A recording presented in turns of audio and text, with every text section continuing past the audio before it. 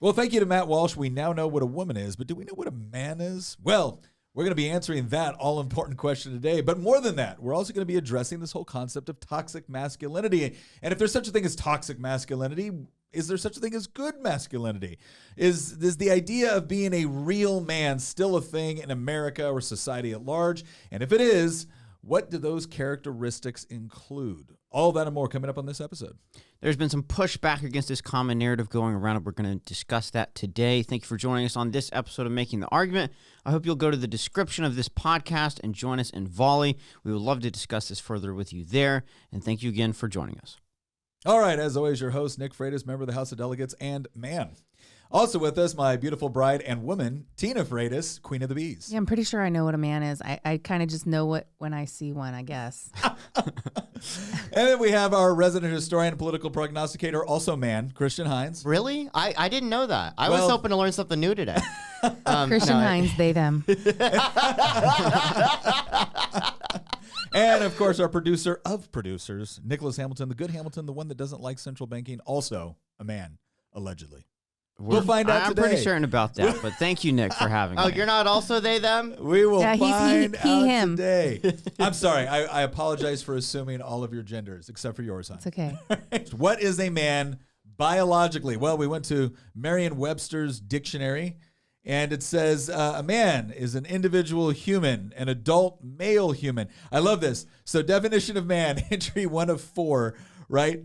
It says an individual human. And then under that it says especially an adult male human. Like what else would it be? Like an individual human is a man? Like this is... Well, okay. No. In their defense, when we use phrases like mankind. Yes. Yeah, so mankind, that's royal, what it is. That's what it's royal. Getting to. Yeah, okay, maybe not. See, once upon a time, we could have easily said that and there would have been no question whatsoever. I mean, that's immediately what I thought. Now we've got to wonder. Well, you've just got a good heart. Anyway, all right, so basically it's an adult male human, so that's good to know. All right, but what is masculinity? Let's look at that one. All right, next definition, Merriam-Webster. Masculinity, the quality or nature of the male sex, the quality, state, or degree of being masculine or manly. Can I just say... I hate it when dictionaries use a word to define the word. So I actually posted something the other day where it did. I posted it right out of the dictionary. And someone was like, hey, flashback to 3rd grade. You can't use. I said, great. You should call Oxford because I'm not the one that came up with this. But yeah, no, it is. That's why they did the whole manly thing. Because now the question is for the completely illiterate fool that has no idea what we're talking about and is still questioning what a man is or what a woman is. Like, then now you need to define what masculine is. Christian, it's a good thing the podcast doesn't stop right now after reading this definition. We're actually going to go over and some roll of these credits. We're going to. Well, we answered that. Thank you for joining us on this episode. All right. So again, the quality or nature of the male sex, the quality, state, or degree of being manly. All right. So what exactly does being manly mean? Well, there's a lot of people right now that are actually talking about this, and there's been some productive conversations taking place. There's been some, I think, horrible conversations. And then there's been some real mixed bag type conversations. Yeah. So like Jordan Peterson has obviously brought this up. He's talked a lot about being a dangerous man. He's talked about other concepts of like taking responsibility, finding meaning, et cetera. And a lot of that has been very, very appealing, especially to young men. But I would say men of all ages. But then you've also got kind of the other like social media sensation, Andrew Tate. And he's had his own version of what it means to be a man. And there's been some stuff he said where I'm like, all right, that makes sense. There's been other stuff where I've been like, yeah, I don't know about that, man. All right, so we're gonna discuss all the day, and I'm breaking it down into 3 categories. Okay. Where are we going? 3 categories. The first one is protection, the ability to protect. I think this is a core critical function of what it means to be a man. Do you think this coincides with Jordan Peterson's dangerous men comments? Yes. Okay, why is that? Because ultimately, and this is something where we get into kind of a sociological aspect, and I think, again, I won't speak for how women feel when they go out, but I will say that when a man goes out into public, or a man is meeting new people, especially if you go into an environment where, like, let's just say a bar. All right, Let's say you take your girlfriend out to a dinner, or you take him out to a bar, or take her out to a bar or grill, whatever it is. I think most of us still kind of think that, okay, I'm taking my girlfriend, my fiance, my wife out to an area where something dangerous could happen. I have a responsibility to protect her. Sure. And I also think there's a difference between the way that in your typical exchanges, I think men are a lot more conscientious of the potential of violence within a situation. In part because we might have to engage in it. And as much as I think we like to pretend that, oh, we're just far more civilized now, and that's not really necessary. In fact, I had a case once where I was talking to a woman. She got engaged. I was telling her how great marriage is, how great raising kids are, and stuff like that. And I was talking, I'm raising my son. He needs to be able to, protect. And she goes, oh, we don't subscribe to those traditional gender roles. I said, oh, okay. So can I ask you a question? Yeah. You and your fiance leave your dinner up here in Washington, D.C. You leave dinner, and as you're walking back out to the parking lot, a guy jumps out with a knife.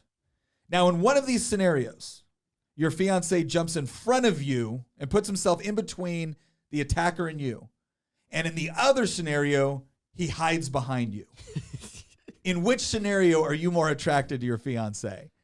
And she looked at me and smiled. She goes, well, that's not fair. I said, okay, well, fair or not, you're the one that just indicated that what's true when it really comes down to brass tacks, right? It's all nice to pretend that in this world where nothing bad happens, and men don't have to fill that role. But as soon as something bad does happen, you want him to be able to fulfill that role. Yeah.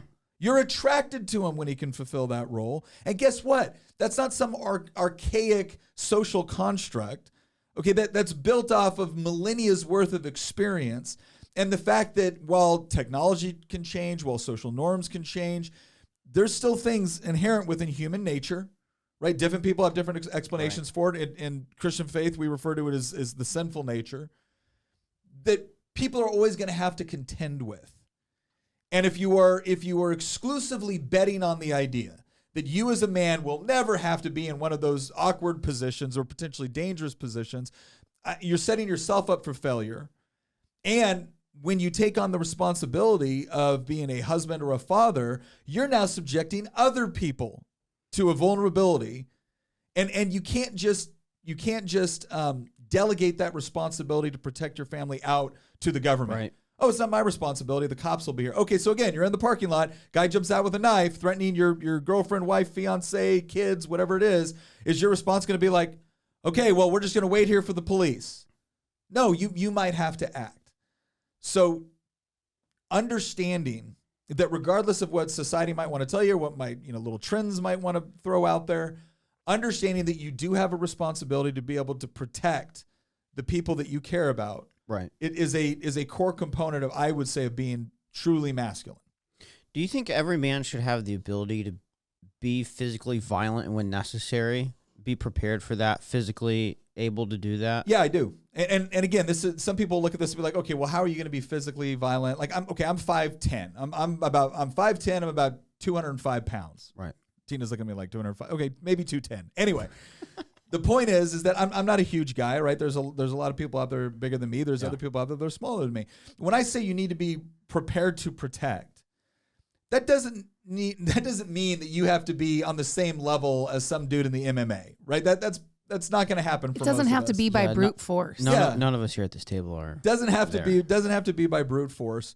But it does mean you have to be willing to assume responsibility for their protection, to engage in danger. And again, and this is also something that we've pointed out before, kind of in the Christian worldview, when it comes to what is male leadership involved within the institution of marriage. You have to be willing to lay down your life for your wife and kids, for your family.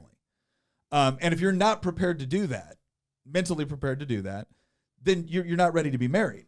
Yeah, you don't deserve a family. and if you let's say that mentally you are prepared to do that, well, then you should assume the responsibility for, on some level, being physically prepared to do that. Mm-hmm. And again, there's a lot of ways to protect. Some of it is just being wise and smart about where you go, right? And what or some of it could be just being really good with a firearm. Being really good with the firearm's the great equalizer. Yeah, firearm's the great equalizer. So, but I think that protection part is really important. Okay. See, I'm going to push back on you because I've been told by society that it's actually being an oppressor is is the first It's toxic. category that defines It's toxic to assume that. I actually I've got a question that can lead us into some of these other questions that I know are coming. And Chris, before you do that, I want to ask Tina one quick question. yeah, go ahead. Tina, what are your thoughts on dangerous men and men being able to have the capability of violence and danger, but in a restricted manner?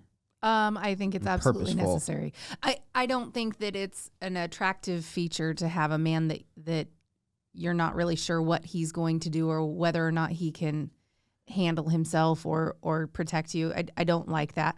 It doesn't mean that I think that somebody needs to, as I was saying before, it doesn't need to be a brute force thing. Right. I just think that it needs to be someone that is sure that they can handle a situation and keeps a cool head when things do get really Sure. bad. So I'll tell you this much about my husband is that, if the printer doesn't print right and it's not working out and it's not doing its job, that is when Nick will kind of lose it. That's when he loses Nick, his do you cool. have any Hold on. printer stories? Hold on. Oh my I'm telling you gosh. about Nick's toxic masculinity. Let me tell you about it. No, I'm kidding. There are what I would consider toxic traits that men are more prone to, but there are also toxic traits that women are more prone to. So I'm not necessarily talking about that. But when I'm saying when a man loses his cool or gets overly angry or whatever about a printer, let me just say You kick one printer. You I have- kick one printer, which, by the way, I thought was coming at my family in a violent manner. he was protecting us I was from protecting the from the printer. printer. I have a printer-shaped hole in the wall. Well, actually, we fixed that. Wow. I've never even Oh heard my this gosh, story. this makes it sound so much worse than it actually Okay, was. so here's my point. It's not like I threw it through a brick wall or something like Here's that. my point. When it's something, excuse me, when it's something small that is just really, really frustrating, like a printer not working or a piece of electronics glitching or whatever it is, he definitely shows that side that is Sure. super angry. However, when something really, really, really like Is important. severe happens and it's something where, you would think he would just fly off the handle, he will get super calm. If there's a situation where there's an element of danger or something where something really bad has happened and somebody might be prone to panic like me, he'll be incredibly calm and he'll just keep his head about him and know exactly what to do, step, and take care of the situation Yeah. every single time. So if it's something mild like the printer, then he might lose it a little bit. Oh my but God, if like- it's something really big, Nick, let me say that when I first heard that you had thrown a printer through a wall, I didn't throw a my printer respect through a level wall. did go up for you a little bit. I did not. Okay, just so we're clear, and I know Printers it's- are infuriating. We can Yes. all Yes. accept that. Yes, printer, and Yeah. I didn't pick up. I didn't throw a printer. I He didn't, kicked it. I walked over. I was sitting around. And I'm sitting here, and it's like, oh, you don't have enough cyan. I'm like, I don't need cyan. I'm printing black and white. I don't need cyan. I don't even know what cyan Just is. do What's your cyan? job. Just do your job, right? And this thing will not print, and I need it to print. So I spun around in my chair and I kicked it. Right? I didn't think I kicked it that hard, but the thing was, it was perfectly stationed on the wall in between two studs. So just like it was all it was It just drywall. imprinted. So like poop, and I'm like, oh crap, and I like slowly moved the printer he back out. brushes off the Tina did drywall not- from the edges. Tina did not know that happened for about a year, and then we were like moving stuff around. She goes, "What happened to the wall?" Why is there a printer-shaped hole in the Like, wall? I don't know. That's printers. So, And I the mean, printer still worked. I couldn't believe it. I've done. I mean, I've destroyed my printer once in college, but that's a whole nother story. But that getting back to the whole like toxic masculinity part, which I know that you kind of deconstructed that a little bit. The question that I've got, and this is also open to Tina as well, is why does it feel like that is a narrative that's being pushed on people? Especially on men and younger men too, that there's something that's inherently wrong with you, and you have to discard it. It's the fact that they call it toxic masculinity rather than like aggressiveness Yeah. or certain behaviors that I think part of the problem is the way that this has been framed, but I also think another part of the problem is the broader narrative itself that's being pushed, not just simply a choice of words. No, So why? I mean, again, that's an open question to both you and because you have Tina. men. I think I mean, obviously, we have. Whenever you hear about domestic violence, you don't automatically assume that it was the woman that beat up the man. Yeah. Right? Because most cases, that's not the case. And because regardless of what people want to say right now, when we look at the population as a whole, typically speaking, biologically, men are stronger than women. Yeah. Men have the ability to use physical force in an aggressive manner in order to get what they want in a way that most women do not. And so there's a huge potential for abuse there. And so obviously if toxic masculinity was being more, in fact, they shouldn't call it masculinity. They should say like, this is a toxic trait, or this is, aggressive, violent behavior that is, abusive or tyrannical or whatever it is. Nobody would have a problem with it.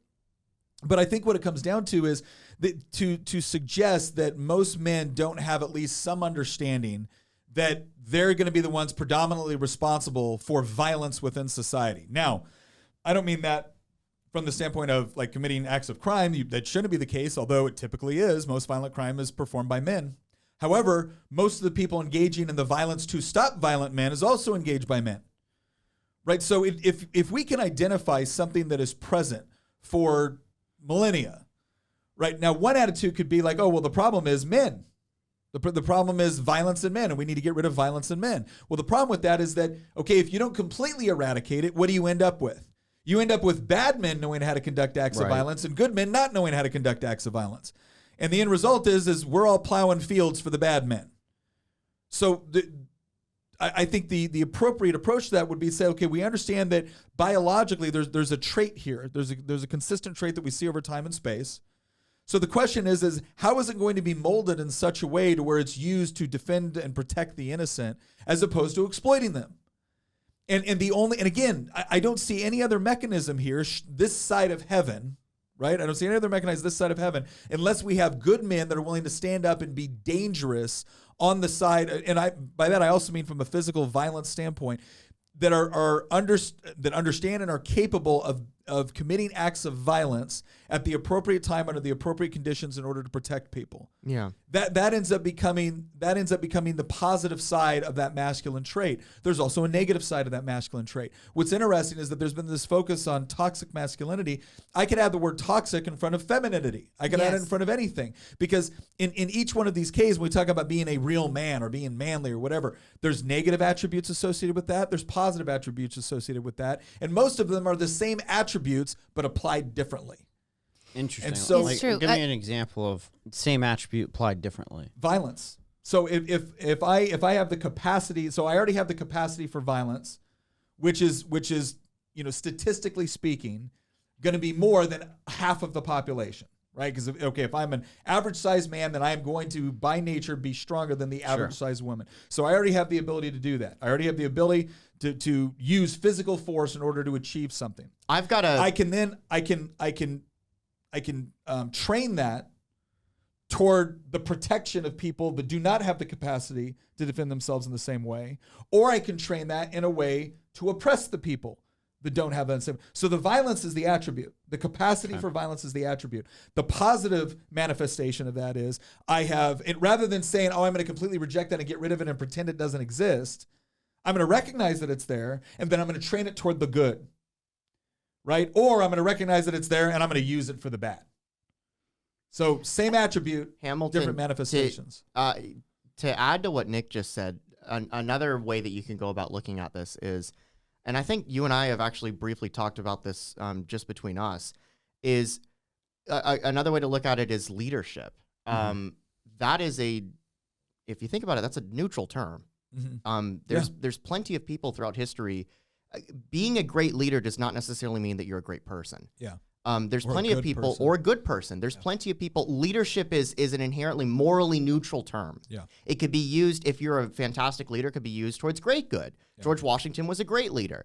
Many of our founding fathers were great leaders. But that doesn't. There's plenty for every George Washington. There's also people. Hitler. Yes, there's a Hitler. There's a Stalin. There's people like a Julius Caesar. There's and if you take the moral, lens out of it, and you look at the actions that these people did in getting thousands or hundreds of thousands or millions of people to follow them, it's really hard to argue against them being a great leader, even though you can easily say that many of these people were evil, horrible, terrible, despicable beings that committed atrocities. And so, I mean, in many ways, I would also put leadership in that same category that falls into one of those traits that is neutral. It depends on how you use that trait for positive or good. And so to your point with the masculinity thing, there's plenty of traits that we would categorize as being positive traits if they're used towards good. But I would submit, though, that there is an element in society that wants to paint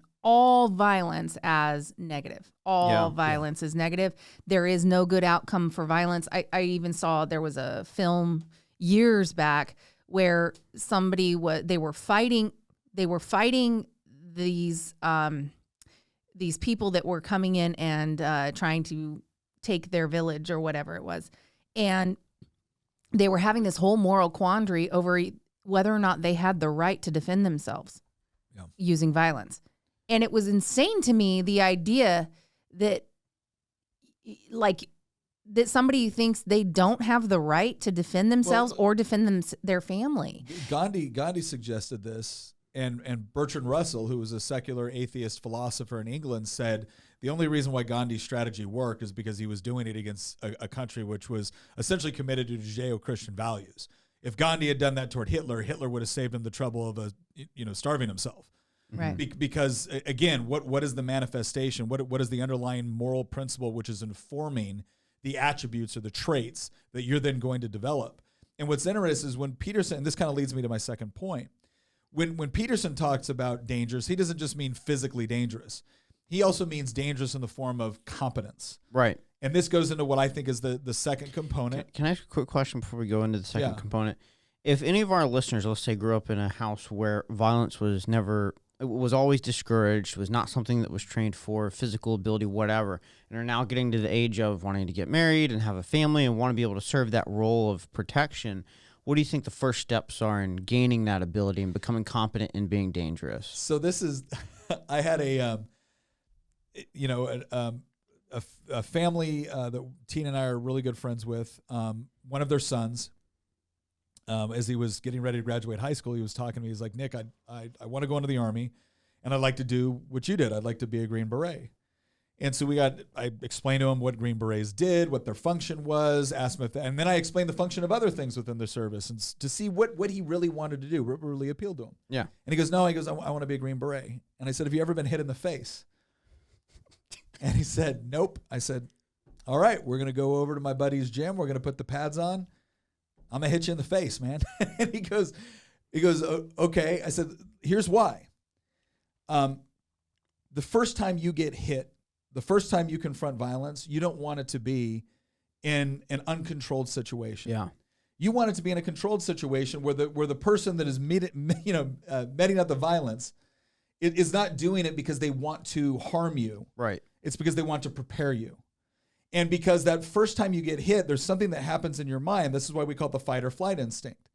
And what's interesting is that for most people, that flight instinct is what initially triggers. The fight instinct usually comes in either when the stakes are so high, like it's something you love or you're defending, or someone you love or defending. The other side comes in is when you've been trained. And so it's like when I get hit, my reaction is not flight. When I get hit, my reaction is this. And learning that in a controlled, trained environment with people that know what they're doing, and again, are not there to harm you, but are there to help you. That's a key component, just like on a basic physical level. It's very unfortunate though that you felt the need to break the first rule of Fight Club by giving that definition. But no, I did that, and look, he ended up going off to the Army, went off to Special Forces, is now a member of 5th Special Forces Group. He's deployed overseas. I got to tell you that I was terrified when he first deployed. I was like, man, you got to come back unharmed, because I'm not going to be able to explain to your mother how I encouraged you in this. But yeah, he's seriously tough now. Oh, dude's a monster, man. Dude, and a great In a good guy, way. and a good Yeah. guy. But again, that's one of the ways to do it is you can train. MMA is a great way to Brazilian Jiu-Jitsu, basic stuff that you can learn. One of the great things about Brazilian Jiu-Jitsu too is that there's a huge, what I call asymmetric component of Brazilian Jiu-Jitsu, which is to say, or MMA, which is to say is like, if you're not the biggest guy, there's other ways to win. Yeah. In a physical altercation. And then the other thing too is learn basic things like how to safely handle and use a firearm. That's huge. I think an interesting point here is that firearms trainers will tell you that if you have trained before on the range, wherever, and then you get into an altercation where you have to use that firearm, you will sink to the lowest level of training you've ever had in that moment. Yeah. And so I think that correlates with what you're discussing with Brazilian Jiu-Jitsu and being in that situation. Yeah, I think so. So prepare yourself physically, prepare yourself, again, using available tools that are out there. Here's the other thing I would say too, once you become not just a husband, as a father, this is not a role that you take on exclusively from the standpoint of, okay, this is my job, everyone else be weak. Right. No, like Tina knows how to shoot. Tina knows how to shoot really well. All of my kids know how to shoot. They do. Really well. I've seen it. I know my youngest daughter, one of her favorite things to do when we were on the campaign was, we all went over to the house and we had kind of like a campaign shoot day and whatnot. And Allie was like 12 at the time, so she's got a little pigtail. She goes, "Do you want to have a shooting match?" And oh yeah, sure, let's do that. And then she just cleans everybody's clock. She's a crack shot. She takes great pride in doing that. But that also adds a level of confidence that, okay, Allie, who's probably never going to be in a position where she can like physically defend herself against, the average man out there. Like she can do some things, but she has confidence that because she knows how to use a firearm and she knows how to use it responsibly, there's no place she shouldn't be able to go where she feels that she can take ownership of her own, personal safety and security. Yeah. Or that of her family. Tina had to do that. I was gone a lot. I was deployed a lot in the military. So it doesn't matter if your husband's a Green Beret, if he's, 3,000 miles away, overseas. Yeah. So. I made up in my mind that, if I had to call 911, it would be to inform them, not for help. It's worth, I actually really like that point because like the firearm thing, firearms really are like the great equalizer. Yeah. They are. And all of this discussion about masculinity or gender in general, like it's worth noting that one of the biggest reasons that we support gun rights, us on the right, is because we want people to be able to defend themselves against a stronger attacker. Yeah. Well, let's go into that second part. Absolutely. Provision. And again, Peterson also talks about too when he talks about like why should you be dangerous, and he means because you'll be formidable, you'll be competent. This actually and opens up the question that I've got for you for this segment about providing. Okay. In the age of firearms, that are, as I just said, the great equalizer. Yeah. What need is there for men to still be the ultimate provider? Like nobody's out there hunting buffalo on the plain anymore, right? And so those traits of men, this is more of a rhetorical question, but it's something that I've heard a lot, and I'd love for your take on this. The certain traits that men have in terms of being physically stronger don't necessarily give you an advantage in an office space. No. I don't mean prevent. Well, okay. It does. Let me say something about that. I think it's great that we live in a robust free market economy where we have what we call specialization and division of labor, which is to say it doesn't make sense for all of us to be out there growing food, right? If one person can grow food well enough to feed 300 people, let that dude grow the food and let everyone else do stuff that they're really good at. And that's how you maximize abundance, right? Yeah. So when I say provision, I'm not talking about the classical sense of, all right, you stay here in the kitchen and I'm going to go hunt the buffalo and hopefully I don't get killed, right? Right? That's not what we're talking about. We're talking about providing for one's family in an economic sense. And here's what I would say on that. Again, if you're a man and you are getting ready to take on the responsibility, you'll notice a lot of the masculine traits I talk about are in direct relation to not just being an individual man, but a husband and a father. Yeah. If you're going to take on that responsibility, first of all, you should be able to provide for yourself. Right? That's the first step of being a man. I'm sorry, but if you're in a position where you are completely dependent on everybody else to take care of you, that's a problem. That is not a masculine trait, in my opinion. That defines many men that are in Hamilton and I's not only that, but bracket. the reason why I say it takes away from your masculinity is because you're now dependent upon others to provide for you. Yeah. Right? You're still maintaining this kind of like quasi position of like childhood or adolescence. Okay, that's not being a man. Being a man means you can provide for you. And then once you take on the responsibility of being a husband or being a father, I believe that you have to go into it with the mindset that it is your responsibility to be able to economically provide for your family. Now, does this mean your wife, can't work if she really wants to? No, of course not. Does it mean she can't pursue a career? No, not. It doesn't mean any of those Does it things. mean she can't make more money than you? Yeah, it doesn't mean she can't make more money. But I do think what it means is that your mindset has to be that at the end of the day, it's still your responsibility, and you can't delegate that responsibility.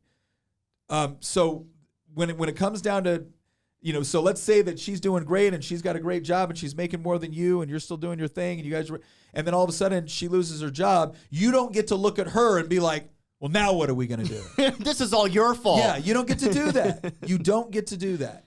And again, some people will say, well, can she do that to you? You know what my answer is? Yes, she can. And I'm not saying that she should do it in a realm of like disrespect, but you as a man have to go into it with the mindset is that at the end of the day, it is my responsibility to provide for my wife and children. It's my responsibility to my own detriment if required. Like I go hungry before they go hungry. It is funny because you are always the last one to get your food at dinner time. It's like a weird. I think you have that mindset even when it comes to getting dinner, because if there's not enough, you'll be the one last to not get whatever it is. Well, but part of that too is, and this is part of provision. It's part of all of this really, and you see a lot of people talking about this right now: motivation versus discipline. Right. Well, you got to find a way to motivate yourself. There's going to be times where you are not motivated about doing what you have to do. That's where discipline kicks in. And discipline is formed by, discipline is a habit. You create certain positive habits over time. So when it comes to things like provision, or when it comes to things like, okay, why do I eat last when there's no real need for me to necessarily eat last? Or why do I get my food last? We eat together, but why do I get my food last? Because it's part about creating a mindset. It's also about demonstrating to you. It's about demonstrating to my kids that my priority is to make sure that they're provided for. Because one day Luke's going to be a husband and father. One day, Lily's going to be a wife and mother. Allie's going to be a wife and mother. Setting up certain habits that always remind you of what your role and responsibility is. And then taking an element of, pride's not the right word for it, but ownership of that. And then conveying that to your kids through your actions, not just what you tell them. That's why some of these things are done. It's not just purely symbolic. And again, I go back to this whole idea of I really believe that if part of being a man is being able to provide. And that'll look different. For some people, it's going to be computer programming. For other people, it's going to be fighting in the octagon, right? Whatever you choose. I'm not saying it's got to be one thing or another. I'm just saying that it has to exist. Right. Ultimately, you have a situation though where we do live in relative ease in the United States at this point. Yeah. But that doesn't mean that things can't suddenly change. We all remember the summer of 2020. But when things do suddenly change, you need to have that dynamic already set up. Just knowing what are you going to do, who's going to be responsible for what. Even if you're not subscribing to traditional gender roles or whatever, you do have to decide which of you is going to do which job, or which of you is going to take care of which thing. The kids have to be nurtured. Who's going to be the prominent nurturer?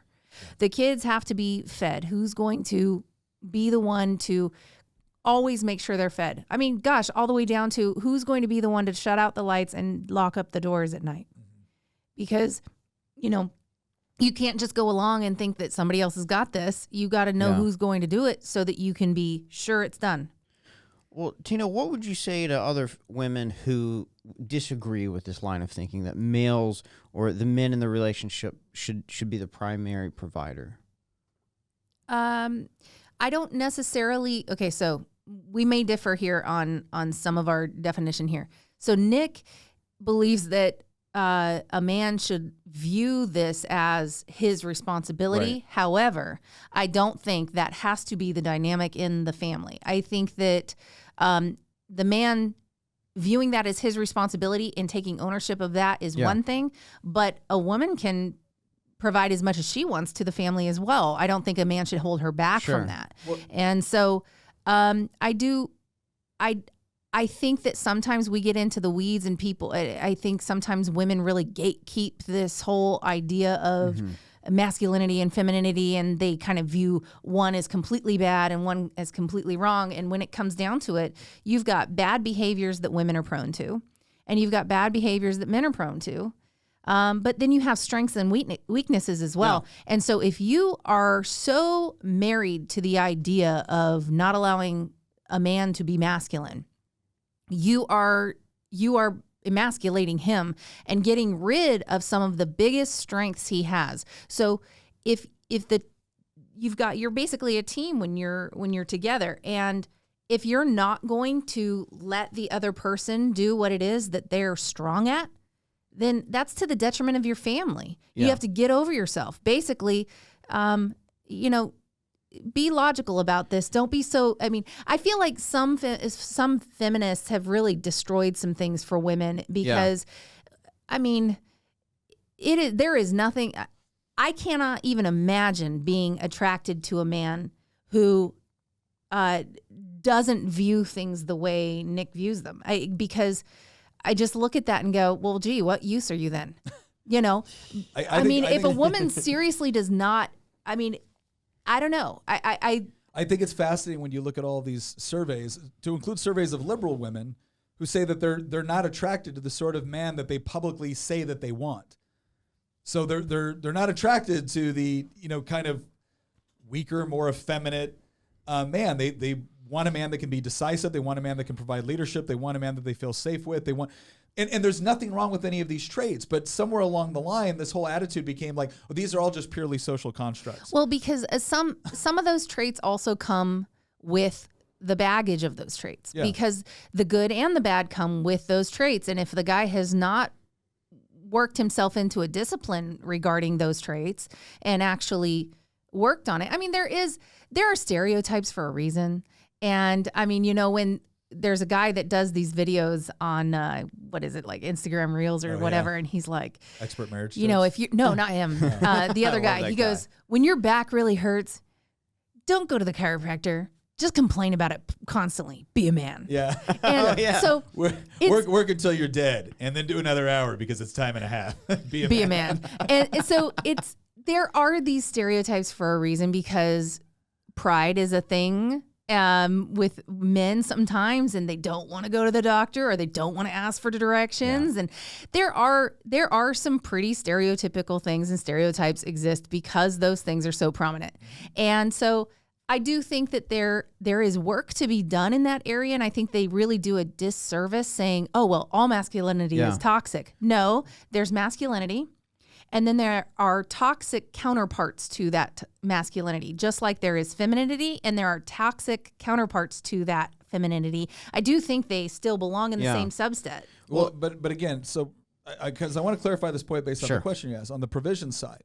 Again, I'm not saying the woman can't be, can't provide more from an economic standpoint. I also think it's problematic when we look at provision economically, purely from the sense of who gets the paycheck.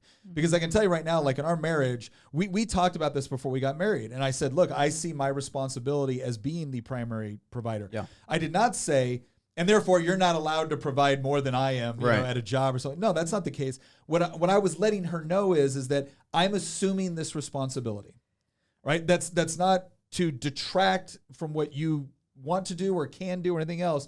But we now both know what our mindset is. So there's no pointing fingers on who's responsible for what when we need to get the bills paid, right? Well, and we set up our lives economically to be able to be maintained by your income alone. Because if you start expanding your lifestyle to where you both have to be working, that's when we made the decision. Difficult. We made the decision at 18 that the goal was, and this was based off of both of our objectives as a couple, was she goes, I would like to work. When I have kids, I don't want to have to. Yeah. I was like, okay, that's my job, right? That's my role. I got to make our income and enough to where when we start having kids, Tina doesn't have to worry about bringing in another income. To be fair, when he says I would like to work, that would be outside the home making a paycheck. I'm about to get to this point. Now, that doesn't mean that all of a sudden Tina saw her role as the family is like, oh, okay, cool, we have kids now. Bonbon time, right? Like that soap wasn't operas it all, and bonbons, right? That wasn't it. Like when you talk about what a homemaker is, some people have this image of, I don't know what their image is. I know that a lot of it's kind of like the old 1950s and 60s sitcoms and whatnot. But if you look at the way Tina looked at managing the home, was that wasn't just for her. That wasn't just meals or cooking. Right. Like we homeschool our 3 kids. That predominantly fell on Tina. When we had to do some improvements to the house, like for instance, we had a big water issue at our place where we needed this massive filter. Well, that was going to be $5,000. Tina was like, I can figure this out on YouTube. And she did and installed it herself. So, Tina made this table. Yeah, Tina made this table. She assembled this table from scratch. She's looked at all of this as like, I manage it. So, and we've done this where we've we finished our basement. A significant portion of that was Tina when we, were, moving stuff around in our house, and we wanted this dining room to actually be this over here. So the point is that, again, let's keep in mind what provision is, right? Again, when I'm talking about for the man, what does it mean to be a man? Yeah. I would say it is a core. If you are relying on someone else to provide for you, whether as an individual or married, I do not think that is a masculine trait. And the other thing that you always have to think about is, look, right now, especially in a place like the United States, there's a lot of abundance. There's a lot of security, generally speaking, relative to the rest of the world, relative to world history. You don't get to then say, I don't have to worry about this anymore. Right? Again, you can delegate authority. You can't delegate responsibility. So assume it is your responsibility. And that leads me to my third point. Are we ready for my third point? Who's this Andrew Tate dude? He's been causing a lot of problems. So Andrew Tate, if you've never seen Andrew Tate, then you're probably not going to, at least for a little while, because he got literally canceled from everything. I mean, everybody kicked this guy off. It sounded like it was like a mass coordinated effort. It was. Like everybody, in a very short everybody time got frame. rid of him overnight. Yeah. And the statement is because he made a bunch of highly misogynist comments, which I look at it with a healthy level of skepticism, because like the Ayatollah Khomeini is on Twitter. I was going to say the Taliban have Twitter accounts. The Taliban has Twitter accounts. They haven't been, cut from every single social media, but Andrew Tate has. So clearly somebody sees this guy as a threat. Now, let me just come off and say, there's a lot of stuff Andrew Tate says that I do not agree with at all. He did actually say some really misogynistic things. He did. Yeah. He did say some misogynist stuff. But that doesn't mean he should have been silenced. He can talk. We have freedom of speech in this country. Well, a lot of the other things that he was saying, because he gained popularity, almost overnight. Within a 6-month period. Within a 6-month period, he was just dominant on social media platforms. And if you look at if you look at some of the stuff he was saying, a lot of it was messages to men. It was, buck up, do your job, stop making excuses. If you're depressed, get off the couch and go to the gym. Yeah, go do something. Don't sit there and take another pill. And a lot of people, you're not a doctor, you're not qualified to say this. A lot of the areas where he got, where he said some stuff that I didn't agree with, had to do with kind of the nature of relationships. Yeah. Now, he would say stuff to women that got him really upset, because he brought up once, these women were saying what they expected, out of their man. Man better do this, man better do this, man. And he said, oh, okay, great. And what are you bringing to the table? Are you doing this? Are you doing this? Are you doing that? And they were kind of stunned, like, how dare you ask me that? And on one side of it, you could look at it and say, okay, was he being misogynist? On the other side, you could look at it and say, or was he just saying that if you're going to expect this out of one side of the relationship, then what do they get to expect? I've been saying that forever. It's always amazing to me when women are like, I want a man that does this and that, and he's got to be perfect, just he's got to be the man that I deserve. I deserve this and that. It's like, what makes you think you deserve that? So what makes you think that you deserve all of those things? And can he make those same demands on you? Yeah. And so it's like, are you the type of woman that a man of that caliber wants? And if you're not, and you want that man, you better do some work. Yeah. I think the expectations game on both ends of the spectrum is a larger reason why. I was looking at a statistic recently that had the marriage rate in the U.S. is just fallen off a cliff in the last like 3 or 4 years. And also there's other polling too that shows like people go on like less dates than they used to. Like the different genders are just spending less time with each other. Well, and I think there's a lot of reasons. We're in for two that. different bubbles, so to speak, and we're separating. And again, you might want to touch on that. You might not. That might be a topic for another day. I'll tell you. I think some of it too for men is porn. Oh yeah. I think some of it is once you start treating sex as if it's nothing more than an aspect of physical gratification, and here's this method of getting. Scratching the itch. Yeah, in some form of that physical gratification without any effort. Yeah. And you can't tell me that's not going to have negative attributes. What is it on Absolutely the does. side of women then too? Some of it's the same. Some of it's the same thing. Some of it's also, I think, feminism feminism, I think, in some ways, and again, I don't want to speak too broadly here because there's different waves of feminism right now, but I would say the latest trends within feminism have taught women to despise the very sorts of men that they would actually be attracted they're to. the people that came up with the whole toxic masculinity. Yeah, it's like, oh, you don't want to, these attributes are bad and you shouldn't like them and whatnot. And when you have a lot of young women that have grown up immersed in this, and Tina would be able to speak to this probably better than I would, but when you have women that grew up immersed in this and all of a sudden it's like, oh, I'm not supposed to like that.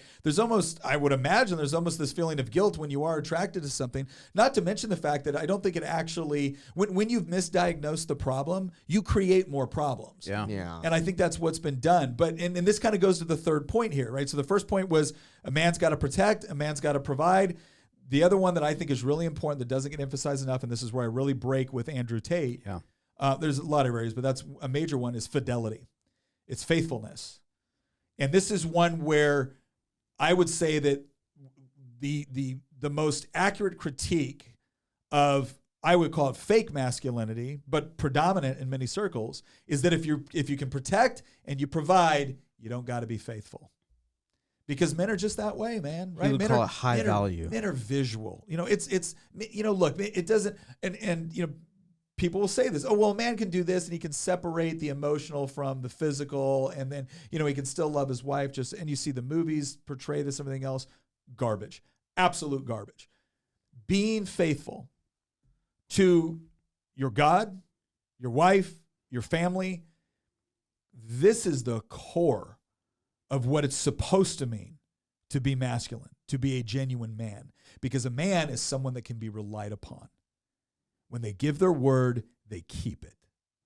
And keeping your word doesn't just mean, hey, I promised I was going to be there Tuesday to help you move.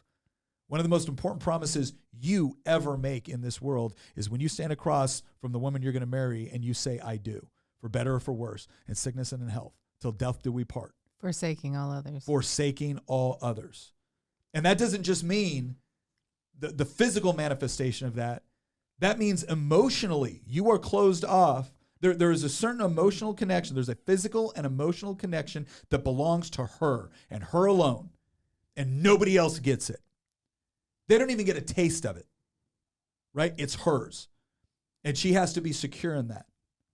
And that's not just morally correct. I would tell young men out there, if you're looking for a healthy marriage, if you're looking for your marriage to be everything it can be, physically, emotionally, spiritually, you will set the tone for fidelity. You will set the tone. If you are someone, if she can feel absolutely secure in your love for her, your commitment to her, that will manifest itself in a positive way across a whole other spectrum of things. But that fidelity is absolutely critical, and men giving themselves a pass on the fidelity is a huge part of the problem that we see. Well, I wanted to bring one thing up on that. And so Andrew Tate's big thing is that he thinks that men can cheat, but women can't because of the emotional component. But let me tell you this. There's a book called Love and Respect, and it goes through exhaustively. Basically, the gist of it is a man only feels loved when he's respected. Women don't necessarily need to feel all that respected to feel loved. I would say that that's important to women as well. However, men cannot feel loved. They literally cannot feel loved unless they're also respected. And there is nothing that will destroy a woman's respect for you more than a man who can't be faithful, or a man who has an issue with looking at things he shouldn't look at on the internet. Literally, a woman cannot respect you. Therefore, you can't feel loved by her anymore because she doesn't respect you. And so this idea that, oh, a man can do this and it's okay, but it's like, no, you're ignoring the fact that you're hardwired to need respect. And if you need respect, you better do respectable things. Yeah. And don't destroy your credibility in that area. And so I definitely disagree with him on that. I think that the idea that a man can disconnect himself emotionally completely and go scratch his itch somewhere else and come back, that's not a feature. It's a bug. That is a broken piece.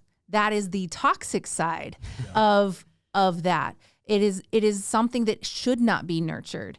And because I would submit that there's a reason why a man might be able to do that, and it's not because something good happened to him. It's because something bad happened. No, I think when Tina first brought that point up, I thought it was really profound because I had never heard it put that way before, right? Because there's such this automatic impulse within men to say, oh, boys will be boys. There's certain thing that, just men do, or these are struggles more for men. And then the more you say that, the more you accept like allowances, indulgences, right? Like, oh, okay, well, hey, they're doing all these other things good, but this is okay. And the reason why the fidelity component of masculinity is so essential is because it completely undermines everything. It is more important even than protection and provision. Now, that doesn't mean protection and provision aren't, really important. They are. But again, a lot of men have this idea that if I protect and provide, well, then the fidelity point is, I'm being faithful because I'm protecting and providing. No. More is required. Yeah. More is required. And it's interesting because from a biblical perspective, when they talk about the whole love and respect, I know some people, to include Christians, that take real issue with that idea. Because what the verse says is that men love your wives as Christ loved the church and gave his life for it. And then women respect your husbands. And it's this idea that, it's always fascinating how psychology later on ends up validating things that were said, 2,000 years ago or more than that. It's this idea that when you ask men, would you rather be loved or respected? It's something like 80% of men will say respected. And then like 15% of them will say, I don't know, what's the difference? Right? And then it's like a 2 or 3% that say loved. When you ask women that question, it's like reversed. There's a much higher percentage saying, well, I'd rather be loved. Now, everybody, men and women, want to be both loved and respected. Oh man, so, you're going, you know where I've heard this line before? Machiavelli's The Prince. Okay. Where he says, is it better to be loved or respected? And he's like, well, ideally, it's both. Better to be both. But if I got to take one, he said feared. He said feared, actually. He said feared. But fear and respect are not the same thing, guys. Not the same thing. So love and respect. So everybody wants both. The reason why I believe there's this differentiation in the way that Scripture talks about it is because it's an understanding of the way that men look at love and respect. Yeah. Again, this also goes to where you were saying before on leadership. Mm-hmm. I think a lot of women have been taught to believe that, especially within a marriage, right? Nobody's the leader. You're both the leader. It's a co-partnership. And I had somebody ask me about this once. I said, well, let me ask you a question. When you said till death do us part, did you mean it? She said, yeah. I said, okay, what happens if you disagree? Does the co-partnership dissolve? Like, what do you do? What do you do when you can't agree on a particular course of action? Because if you're going to spend... Well, a lot of people divorce when they divorce. Can't. What are you going to do? Because if you spend 60 years with somebody, you're going to have times when you disagree. You're going to have times when you disagree. Now, hopefully, you've had enough of good discussion beforehand on what the expectations are to where you don't have major disagreements. But you're going to have some disagreements that are significant, if not fundamental. What do you do? And again, what did they say when you asked that question? They said, I don't know. I said that's why leadership is important. That's why men should provide leadership as husbands and fathers. That's why it should be a masculine trait. It's also it doesn't mean that women can't provide leadership. It means that a man has to assume. Like so much of this stuff is not. If I say that a man has to protect, it doesn't mean that a woman can't. If I say a man has to provide, it doesn't mean that a woman can't. If I say a man has to be faithful, it doesn't mean a woman can't. If I say a man has to be a leader, it doesn't mean a woman can't. What I'm saying is that as a man, you have to assume these things. You have to assume responsibility for each one of them, and then you have to make sure that the attributes which are necessary in order to make sure they take place are developed in a way to where they're going to take place properly in the way it was intended, in a way that is pure and is true and is noble. That's what's so critical here. And the critical function of leadership, again, within the Christian worldview, is the idea of servant leadership. Because leadership can be tyrannical or it can be servant-based. And servant-based says, I may have to take responsibility for making the decision when we can't agree, but I do so with your best interest, not necessarily mine. And what that means is again, it's when it comes down to those unanticipated things where my life for yours, right? It doesn't mean, obviously, you want your interests to align when you're making these decisions, but your first responsibility as a man is the people you are responsible for protecting for. Their lives is more important than your own, and you have to have that mindset. Yeah, I think the disconnect that you have in secular society, though, is there is a fundamental distrust of giving somebody leadership in a relationship because they don't trust the idea that that person's decisions will be selfless. Okay. It's because there is the idea that I'm going to make this decision because I just want it. Can I just say that is an incredibly hypocritical take if that's true? Because the same people that say what Tina just said will go out there and elect politicians who they don't know and they have no reason to trust and they should have no reason to believe has their best interest at heart. And yet they somehow think all of my problems will be solved. Not just my problems, all of society's problems will be solved if we just elect more Democrats. Yeah. Well, here's the thing: Or is, Republicans. but No, it's mostly on the left. in a It's relationship, mostly on the left. in a relationship sense, a lot of it is born of, I think, the hookup culture where it's the let me just use people and discard people to scratch the itch. It's being involved in that weird culture where you just go out and you find some random person and this is what people do now. Yeah. And so because of that, you've already established the relationship without trust. There is no trust there. There is no safety there. And I think as a woman, you shouldn't just feel safe as far as your physical safety goes. You should also feel completely safe emotionally and be able to just know that you're connected. Safety is very important as far as relationship safety, security, and emotional, and also knowing that this person genuinely is putting your desires first. And there's a certain amount of responsibility then, like for me personally, because I know that Nick will do whatever it is that is best for our family to his own detriment. I have to be really careful of the demands I make on the future. So if I say I want X, Y, or Z, Nick's instinct is going to be to make that happen for me. Well, I better not do that willy-nilly. I better not use that card, the wife card, willy-nilly and go, oh, I don't want you to go on this thing or whatever this is, this trip or whatever it might be, because, I'm your wife and I say so. Because he will actually go, if you really need me to stay, I'll stay. I won't go. And I mean, having been a military wife and having him deploy and things like that, I knew I came first, but there were certain demands I knew I could not make of him and still have him be who he is. He's the type of man he is, and I'm attracted to that for a reason. So my demands on him or my requirements of him better not go counterintuitive to that. It's because then it just destroys what he is and what it is I'm attracted to. So if that makes sense, hopefully it does. And just let me go back to the first point real quick. That's on the protection side too. I forgot to mention this before. The protection that you're responsible for a man is not just physical. You bear some responsibility for the emotional and spiritual protection as well of yourself and of your family. Yeah. And that's an important component. But those are the three that I really hold up as you got to be able to protect, you got to be able to provide, and you got to be faithful. All right, here's my question. Yeah. So y'all obviously got married at 18, 19. No, 19 and 20. 19 and 20. Yeah. Anyway, how much of this did y'all know at that point? Actually, quite a bit. All of it? We No, both not came all of from it.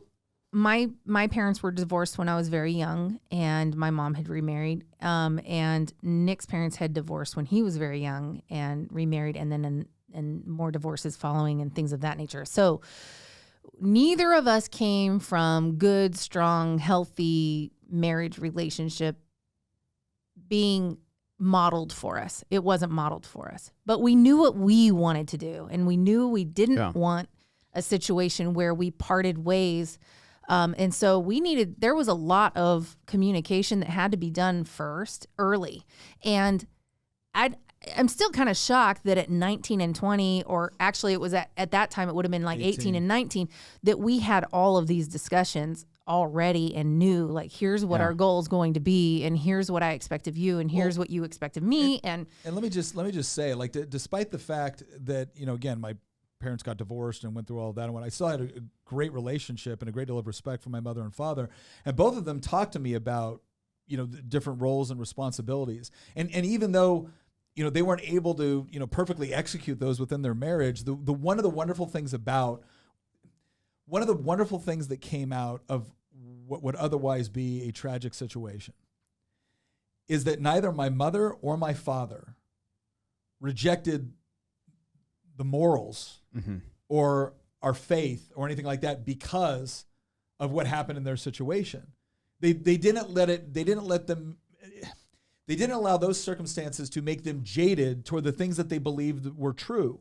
And so I still got raised with those values. Yeah. And they would both look at it, like my dad would look at me like, Nick, this is what I did wrong.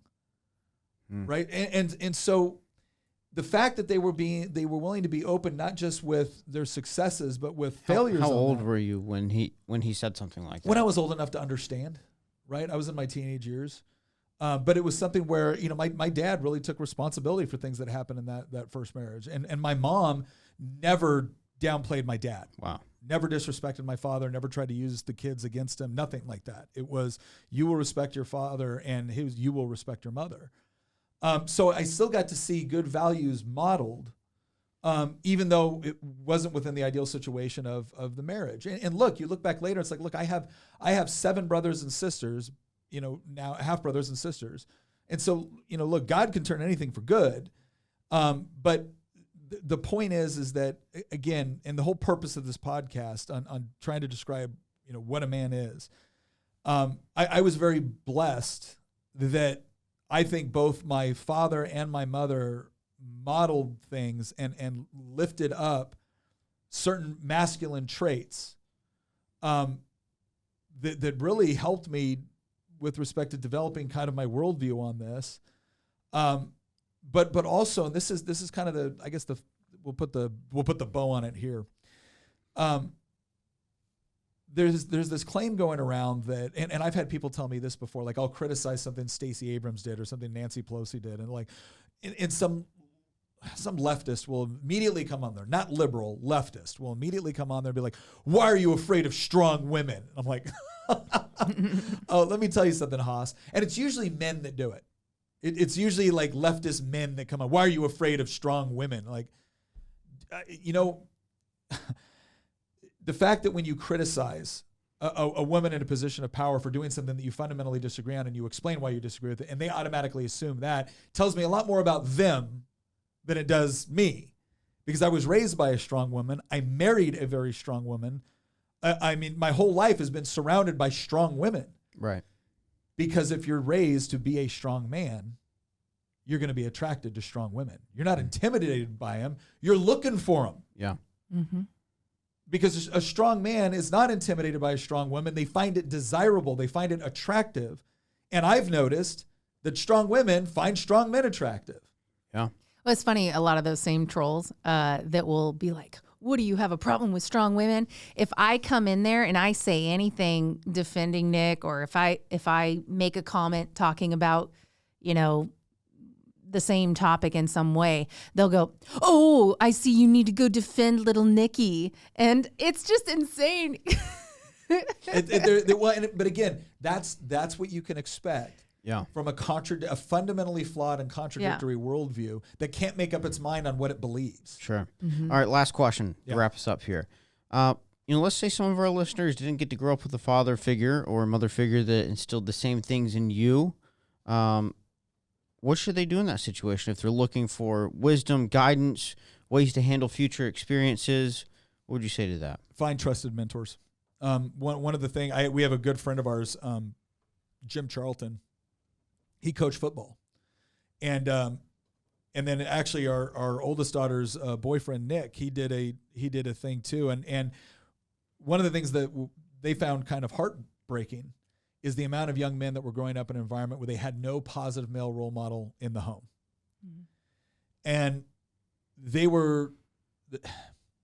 The bottom line is a young man is going to learn life's lessons one way or another. They're either going to have really good teachers or they're going to have really, really bad ones.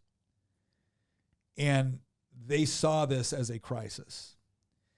But they also saw themselves as having the ability to intervene and be able to provide something positive for these young men in order to try to equip them with the necessary skills and understanding that they needed. That the things they were being told about, like their kind of that inherent aggressiveness or competitiveness or physicality, these were somehow wrong. They stepped in and said, no, it's not wrong. It's, as Christians, it's morally neutral. You can make it good or you can make it bad. And so through coaching within that environment, Jim was able to have an impact on kids that will look back on their coaches and say, you know what, I didn't have a dad, but I had a really good coach. Or I didn't have a dad, but I had a really good pastor. I had a really good counselor. I had a really good teacher. But one of the things that's so important, I think, for men in general is when you see other young men in a situation where they are being led astray or they don't have anybody that's providing that sort of influence, well, then you step in and you help provide it. And there's a number of ways to do that. But if we ignore it, then we can be frustrated by the results, but we better be equally frustrated with ourselves. Yeah. So I would say, look, if you're a young man and you're seeking out that mentorship, a lot of times, again, it's the first thing that you need to know is, okay, what's true? And again, I was lucky because I think Scripture laid out a pretty good plan for what masculinity was supposed to be and what my responsibilities were. And then I had people in my life that would reinforce that. But understanding those traits and then finding people that you think model those traits well. And again, a lot of times it's a coach, a lot of times it's a pastor, a lot of times it's a teacher, someone like that. But looking out for that is important. But I would say even more so, it's a little bit irresponsible to say that it's on the young man that doesn't have any of that provided to them to go find it. Yeah. It's on us to recognize it and then be there and then be able to provide mentorship to the degree that we can and is appropriate. I will say there's a lot of moms out there who are trying to do this on their own, and they're desperately trying to take care of both sides of this. And so there might be women that are listening to this going, well, I don't know what to do. Like, what can I do from my position for my boy? I need to be able to teach him well. And I will say, Nick predominantly lived with his mother throughout his life. He visited his father in the summer times.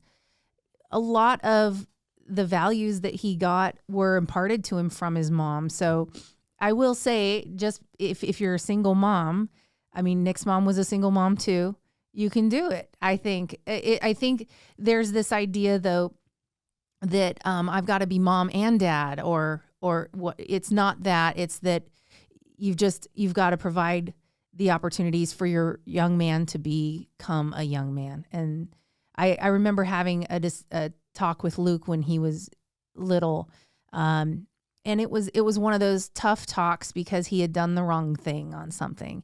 And Nick was gone. He was, I can't remember where he was. It was for work, probably deployed or something. And I talked to Luke and I said, Luke, I basically, do you want to be an honorable man like Daddy? And of course, he wants to be like Daddy. He loves Daddy and he admires him. And I said, well, you don't become an honorable man, a man like that, just suddenly. That doesn't happen suddenly. It's a series of decisions, small decisions that you make throughout your life. So you have to decide in every situation, even if it's really small, am I going to do the right thing or am I going to do the wrong thing? And after you've made all of these good decisions and made the right choice, that's when suddenly you realize that you've become that honorable man.